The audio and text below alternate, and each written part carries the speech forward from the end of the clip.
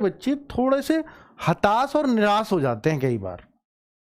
कई बार ये निराश हो जाते हैं कि मेरा स्कोर बढ़ ही नहीं रहा है, मैं क्या करूं, मेरा स्कोर बढ़ नहीं रहा, तो क्या मेरे को करना चाहिए? नहीं बढ़ रहा,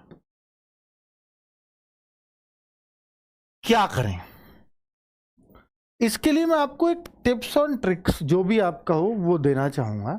बच्चे देखिए, कोई कहे मेरा जीएस का स्कोर नहीं बढ़ रहा, तो मैं ये कहूंगा कि बेटा जीएस के लिए नवीन सर का प्रैक्टिस सेट तो आपके लिए अनिवार्य है, वो संजीवनी का काम करेगा।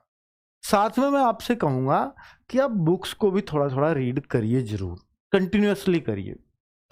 और कंप्यूटर के लिए मैं आपसे इतना कहूंगा कि शिवम सर का परिणाम बैच फ्री ऑफ कॉस्ट पड़ा हुआ है, अगर आप पेड में भी नहीं आना चाहते हमारे साथ तो उसको तो कर लीजिए एटलीस्ट।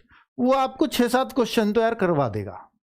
क्या हम उन्हीं से पेपर बना रहे? नहीं, हम दिल्ली पुलिस के पैटर्न को, सिलेबस को फॉलो करके पेपर बना रहे हैं। हम नहीं देखते पेपर बनाते टाइम अपने टीचर की किसी की भी क्लास, ठीक है? तो ये बिल्कुल भी ये ना करें कि हम क्लास से उठा के दे देंगे ताकि बच्चे क्लास से पढ़ें। ये आपको क्लास देखने से अंदाजा लग जाएगा कि वास्तव में वही कंटेंट है जो एसएससी में आ सकता है कि नहीं, ठीक है? ये आप इस बात पे संदेह मत करिएगा, क्योंकि आरडब्ल्यू अपने मॉक टेस्ट बनाते समय अपने टीचर का ध्यान बिल्कुल नहीं रखता, क्योंकि ओपन कंपटीशन है सबके लिए। कोई हमसे पढ़ रहा है, कोई कहीं और से भी पढ़ रहा है। हम अपने बच्चों को ऐसे कभी धोखे में नहीं रखेंगे, ठीक है? चलिए, तो ये एक तो क्लास आप रखिए और अपना रीडिंग करते रहिए, बुक्स भी साथ में। जीएस और कंप्यूटर के लिए तो मैं यही सलाह दूंगा।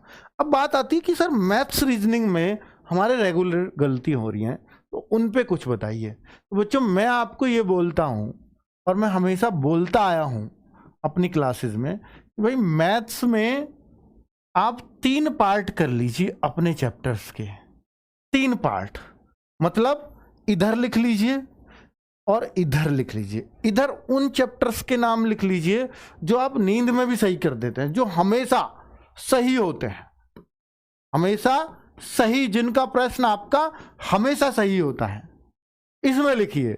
और जिसमें कभी सही कभी गलत, ऐसे 3 पार्ट जरूर बना लीजिए पूरे मैथ्स के चैप्टर्स के, कभी सही कभी गलत। ये आपको मॉक टेस्ट से पता लग ही जाएगा कि यार इन चैप्टर का तो मैं देख रहा हूं कभी गलत नहीं होता, मेरा बहुत कॉन्फिडेंस है मुझे इन चैप्टर्स में, कभी एक आध हो गया वो अलग बात है, ठीक है? तो हमेशा सही हो रहा है, उन चैप्टर्स को लिखिए इसमें, चाहे वो एक ही हो चाहे 2 ही, इसमें शर्म बिल्कुल मत करिए।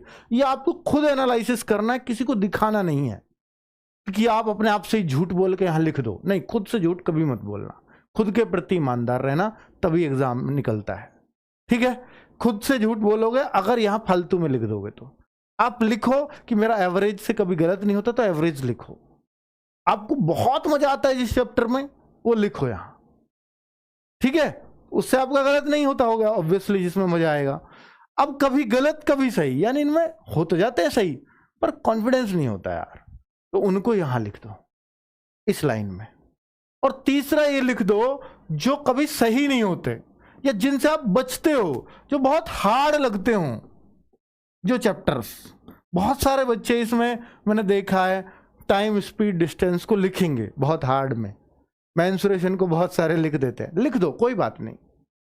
फिर मैं आपसे ये कहूंगा कि भाई यहां जो चैप्टर्स आ गए इनका आप बहुत कुछ मत करो, इनको एग्जाम मॉक में दे रहे हो, ठीक है, इस पे बहुत काम करो और कोशिश करो जो इसमें लाइन आई है उसमें धीरे धीरे एक एक चैप्टर उधर जाता चला जाए, चाहे मैथ्स में हो चाहे रीजनिंग में, दोनों में ये काम करिए।